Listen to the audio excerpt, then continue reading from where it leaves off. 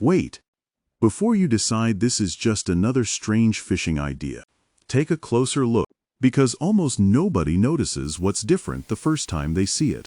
Honestly, if someone had shown this to me before, I probably would have said, "That doesn't make any sense. It looks like nothing more than an ordinary metal nut." But one small detail changes everything. I wasn't trying to make something unusual. I was trying to solve a problem every angler knows: twisted fishing line, tangled hooks, and a rig that never seems to move the way you expect underwater. Most anglers simply accept those problems. They untangle the line, reset the rig, and keep fishing. But I kept asking myself, what if there was a smarter way, not a more expensive way, not a complicated invention, just a simple adjustment that could make the entire setup work more smoothly? So before you judge this idea, watch until the end, because there's a reason that small hole is there, and it's probably not the reason you're thinking. Now I want to ask you something. If I handed you this piece without saying a word, would you think it belonged in a fishing tackle box? Or would you have no idea what it was for? Tell me in the comments before I explain it. I'm curious how many anglers can guess its purpose just by looking at it. And if you enjoy creative fishing ideas that challenge traditional methods, don't forget to leave a like. It encourages me to keep testing ideas that most anglers would never think about trying, because sometimes the best fishing improvements don't come from buying better equipment. They come from looking at ordinary equipment in a completely different way. Now, here's the idea. I drilled a hole through an ordinary metal nut.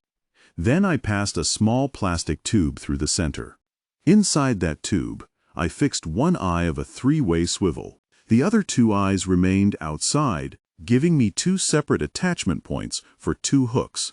The nut was no longer just a sinker. It became the center of the entire rig.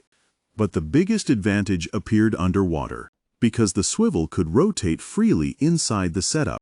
Instead of transferring all the twisting force to the fishing line, the swivel absorbed much of that movement. That helped reduce line twist. It reduced tangles, and it allowed both hooks to move more naturally in the water. That was the whole purpose. Not to create a strange-looking rig, but to solve a common fishing problem with one simple modification. Honestly, that's one of the reasons I love fishing so much. Every experiment teaches us something new. Sometimes an idea works, sometimes it doesn't, but every attempt helps us understand our tackle a little better.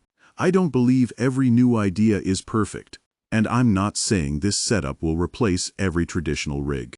Every fishing style is different. Every location has its own conditions, but I do believe every good idea deserves a fair test, because sometimes the smallest modification can create the biggest improvement.